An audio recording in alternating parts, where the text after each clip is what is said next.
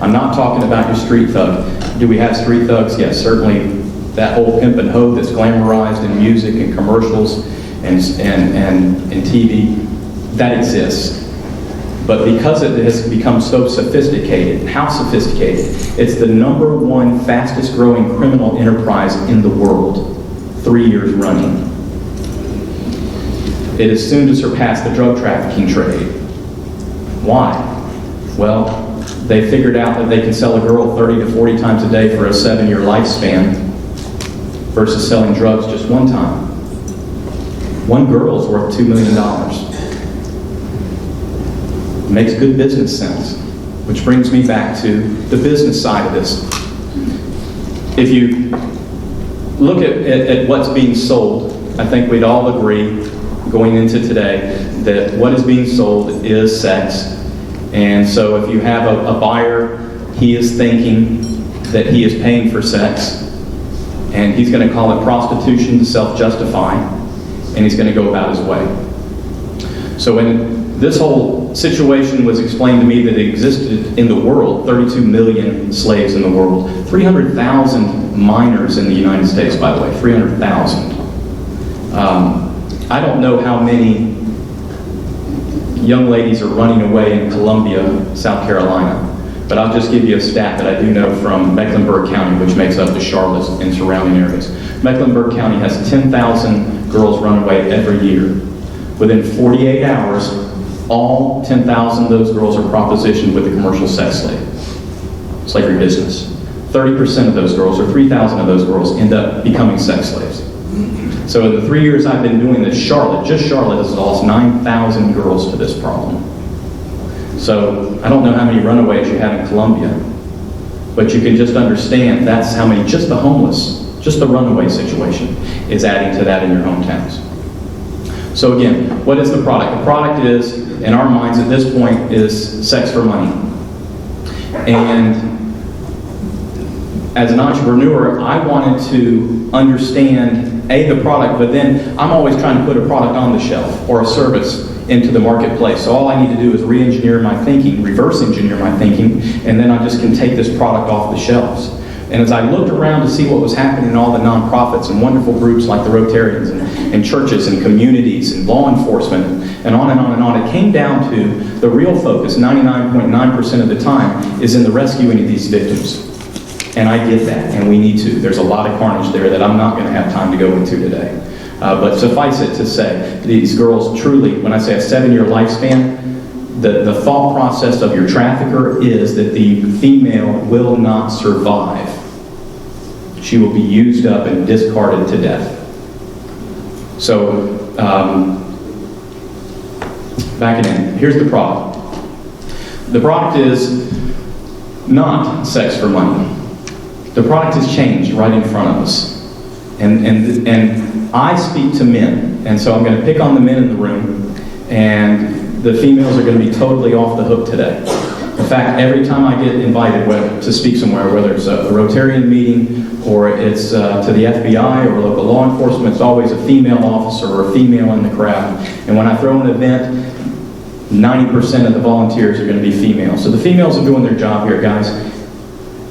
We're not doing our jobs. We're so busy caught up in being predators.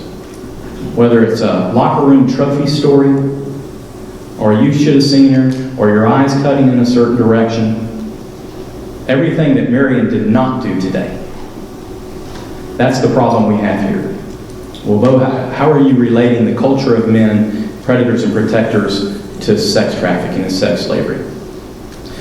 I said Charlotte was the 6th worst in the country for demand. What is the demand here? That's not the traffickers who are out buying the girls. That is the men having sex with the sex slaves. That is a man problem. We, me included, we are the problem. We're either not saying something to our fellow men, or we're not doing the correct actions ourselves. Here's what sex slavery really looks like. The girls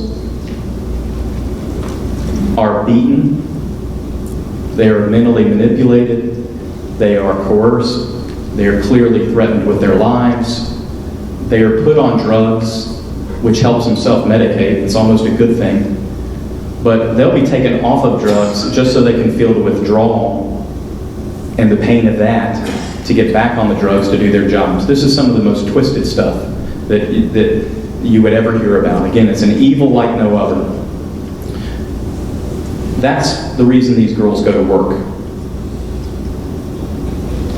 You'll see that there are cards on the table that on those cards has a picture of my trucks. I do have a trucking company now. It's the only company that I have. I use that trucking company to fund a message from truck stop to truck stop across our country. The trucks say clearly on them, stop the selling of rape, because that's where I'm about to move you to. That is the product. The product is rape. Well, that's just the craziest thing. All right, here's how it looks. When the trucks park in the truck stops, we stopped at a TA 20 miles from here on the way down 77. There's no less than 100, 150 trucks parked in that truck stop for 10 hours a day, mandated by our country. They park with just enough room to open the door between the trucks. And during that 10 hours they're forced to be there, a female will come up to those truck doors and knock on the door and offer companionship. Do you want company is the going term. And then that driver has the opportunity to say yes or no. The pimps will drop a girl off at one end of this line of 100 trucks, and she'll knock on a driver's door. She'll get a yes. She'll go into the truck, which, if you have never been in a truck, it's 2 seats and a twin bed, and that's all that's there. She'll service that customer, go out the passenger door, down onto the ground and up to the next truck door, and she'll work her way down that entire line of trucks. And when she's done, then she's loaded back into a vehicle and taken away. She'll smile and really try to sell herself at every single one of those doors. And so the customer, the driver, he thinks it's consensual, which would be prostitution. And I'm not up here to talk about whether prostitution is morally correct and we should allow or disallow. What I'm here to get you to understand is that female is not there because she wants to be there. It is not consensual.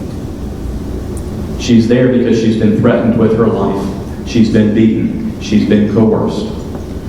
Now, how am I going to move the product over to what I just said that I'm trying to get to stop selling? If I stop at a Spring Valley apartment complex and I knock on a door and a lady answers the door and she's smiling, and I go in and I have sex with her under the conditions of coercion, manipulation, I beat her around a little bit, I leave $100 on the nightstand and tell her to smile as I leave, I think we can all agree that I would be charged with rape, correct? This is the time to do this. All right. So, I was speaking with one of these girls one time, a survivor, and she said, I wouldn't have had sex with that guy if he paid me. And the light bulb went off for me at that moment. Well, then why are you here? Why were you?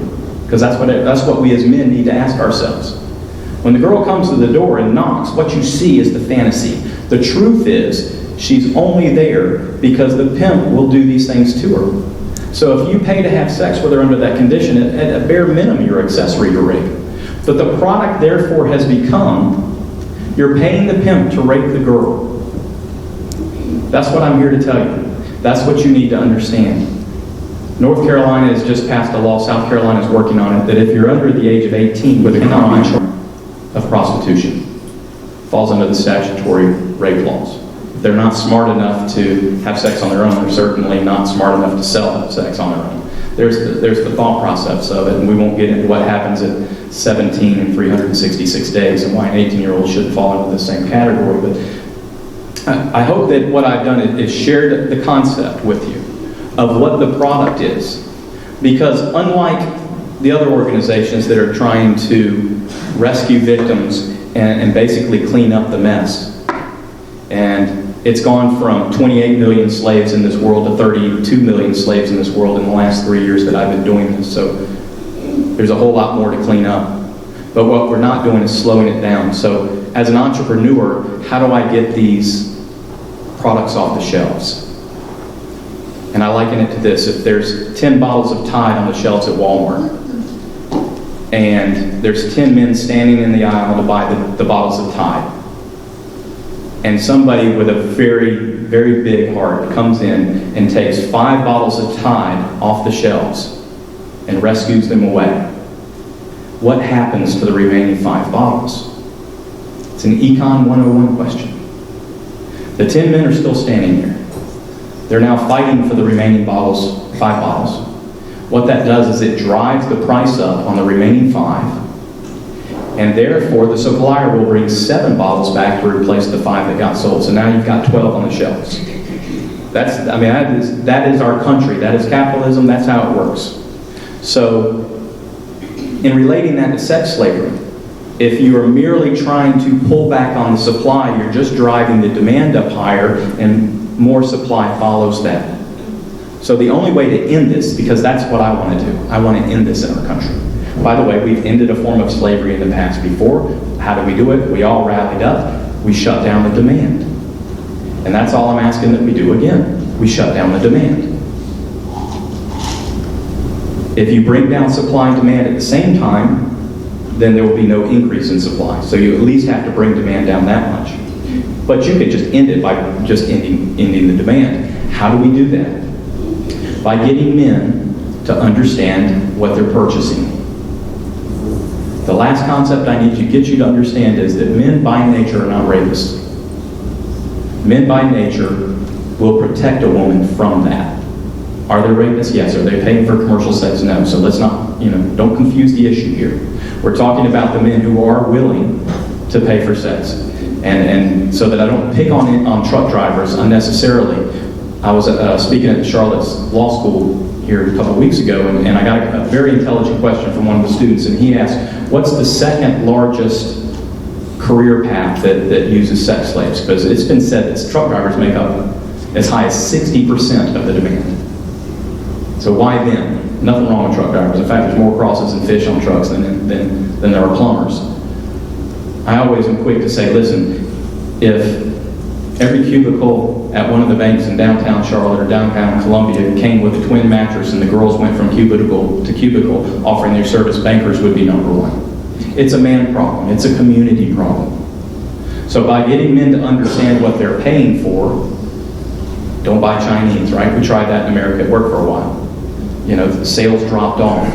It's the same kind of thought process here. I'm not recreating anything. This is very simple. Men don't rape. Get men to understand what they're purchasing is rape. Well, what men here? Well, 1 out of 5 guys will admit to buying sex. Nobody in this room, but there's another Rotary somewhere. Right? Stats are stats. You put enough people in the room, you're going to find somebody. 1 out of 3 women are going to be abused before they even get out of college. It's a crazy stat for the lifetime. There's a lot of stuff hidden going on. So all I'm trying to do is bring that out, discuss it openly, explain what the product is, don't buy it, don't buy it, don't buy it. Although that won't work, really. Well, when a prison riot breaks out, who's the first person to get killed? Shivved, knifed. The rapist. Even the lowest common denominator of our society as far as integrity and morality is concerned understands in a general nature somewhere very deep inside of that rape is wrong. So when I talk to groups of men, and that's why I got into the trucking industry, I can now speak into the largest piece of pie for the demand. I'm one of you. I had a great fundraiser and I shaved off my big trucker beard this weekend, or you would have gotten to see that. But I'm one of them, and so I can speak to men, and this year I'll speak to 25,000 truck drivers, changing their hearts. But I've spoken to men, and I've watched them right in front of me break down and start crying when they realize that they thought they were paying for prostitution and it was okay. And my favorite story is a gentleman who was in his 50s, single, never been married, no kids. Where's the harm in him using a prostitute? If you're going to find a perfect customer, I think we'll give him the pass. But he realized he was raping one of these Asian girls at an Asian massage parlor. And he just broke down crying right in front of me. I get calls from him all the time because he wants to make amends. And he's Catholic. I feel bad for him. Too much guilt. But that's how it goes down. I'm going to open it up to questions because I've said a lot. I'm going to open it up to questions and then I'll finish up after that based on the questions. Does anybody have a question at all? Don't be scared. I do not like it. Yes, ma'am. I ask this of you gently as a survivor myself. And I listened to you with great intent. And while I've studied this, you used some phrases that struck me. The males were men, and the females were girls. And I venture to say I was a woman at the act, and I was a woman as a survivor, and I remain a woman. And it struck me as slightly disingenuous when you were speaking to our group. And I'd like you to explain the difference between the girls and the men throughout your talk. Okay. Based on stats, 80% of the sex-trafficked individuals in our country right now are females.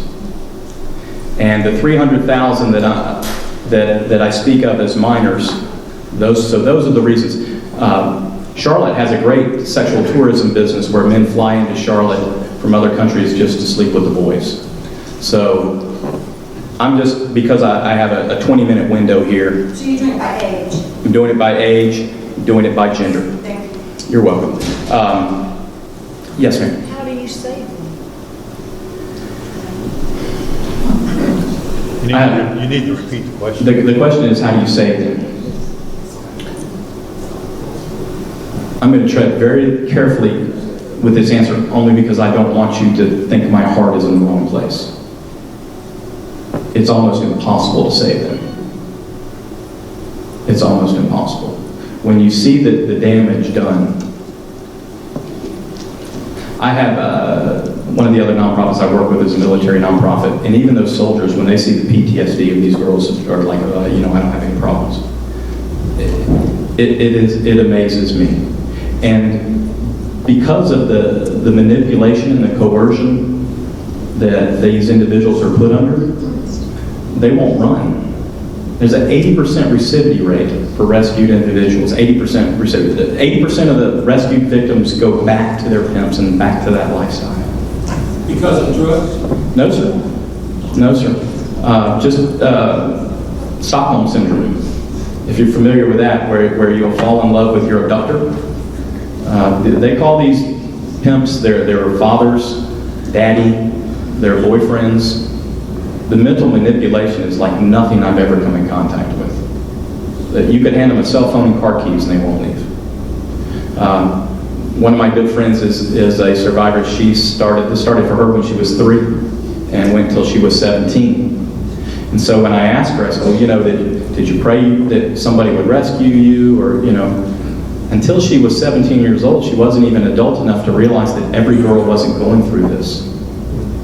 She didn't know she was supposed to run. I talk about the minors a little bit because the average age now of entering sex trafficking, being drawn into sex trafficking, is 13 in our country. Yes, sir. So are you saying that the difference between the people that you can see walking up and down United Road in regular prostitution and what you're talking about, is it just the organizational part? Is it the intensity part? Is it the scale of it? Why is one slave and the other not slave? I would argue that what you're thinking of and what you're seeing and considering to be typical prostitution doesn't even exist anymore. In the same way that little Johnny, we all went to high school with, and he used to sell pot on the corner, and then the drug cartels came into town and told little Johnny they would kill him if he sold drug on their corner from this point on. And little Johnny needed to go his way. The same thing's happening in prostitution. The biggest uptick in criminal activity is because the drug cartels have gotten involved. They truly have figured out they can make a huge amount more money through sex slavery than they ever could in drug trafficking. They have the same distribution channels are already set up and in place.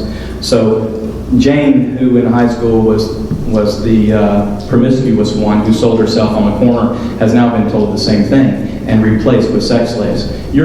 I haven't bumped into a prostitute who is selling herself willingly in 3 years.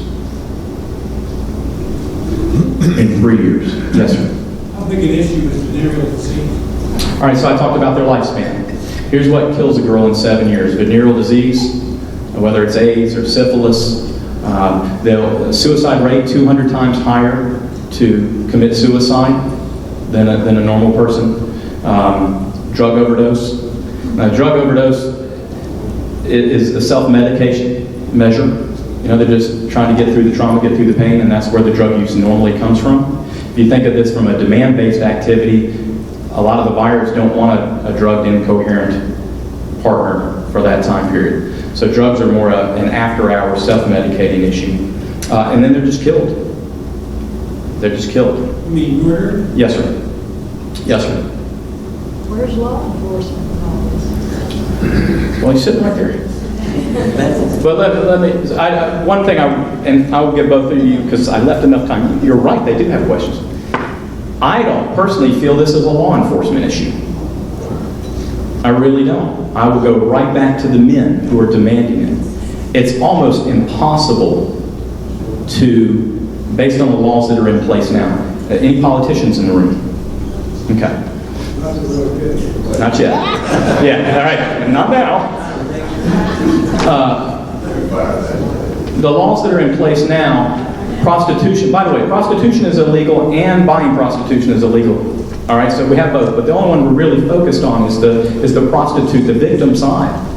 That's what the current law enforcement mentality is we're going after the prostitute herself. And if you're going after the prostitute herself, it is impossible to get to the pimp.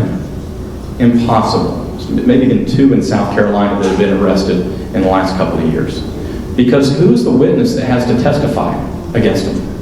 The manipulated, coerced one that is scared for her life. And how scared is she really? Well, the economics are I can buy a girl untrained for $500. And then I can do what's called seasoning, where I bring her up to speed.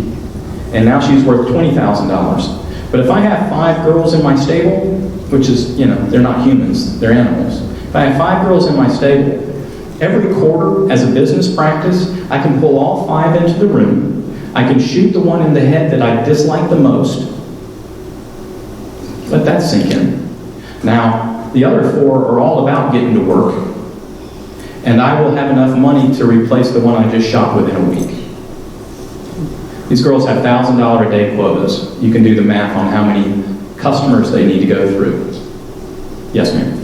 I was fortunate enough to be attending a Rotary meeting in Asheville where I heard the Attorney General of Georgia, a guy from Homeland Security, and they told me a couple of things that I never did. They opened my eyes. One, the United States of America is the largest consumer of sex trafficking. And number 2, they didn't say trafficking, but they said that one of the largest areas where sex trafficking is consumed is at sporting events, and that Georgia has to send a special task force to the masters in order to deal with the problem. And then the most important thing he said is exactly what you're doing, that you cannot change it unless you get to the consumer. There you go. All right, so why Augusta? Why the Masters? Why would they have to send anybody there? Well, last time I got on the plane with my buddies and jetted down to watch the Masters, I didn't take my wife. Why is Charlotte ranked so high? Is Charlotte full of a bunch of criminals? No. We have a huge trucking industry. Huge trucking industry. And then we have an international airport. I already talked about the people that fly in, the men that fly in. And then we have professional sports. And then the 4th thing that makes for the perfect storm, and as you look across the country and see what the cities are ranked, you'll see that they have these 4, is we have conventions. All we're doing is bringing men to town. And when you bring men to town, then the pimps have to bring the supply to town to meet the demand. Right? So if we men can figure out we need to go to a convention, a ball game, without raping a girl, see the difference there? It's no longer fun. It's no longer the man thing to do. We're saying no to rape. And if that builds bridges, it doesn't matter what religion you're in. It doesn't matter what group you represent. I just haven't had a guy stand up in a room full of people yet and say, whoa, whoa, whoa, I'm for rape. I don't agree with you.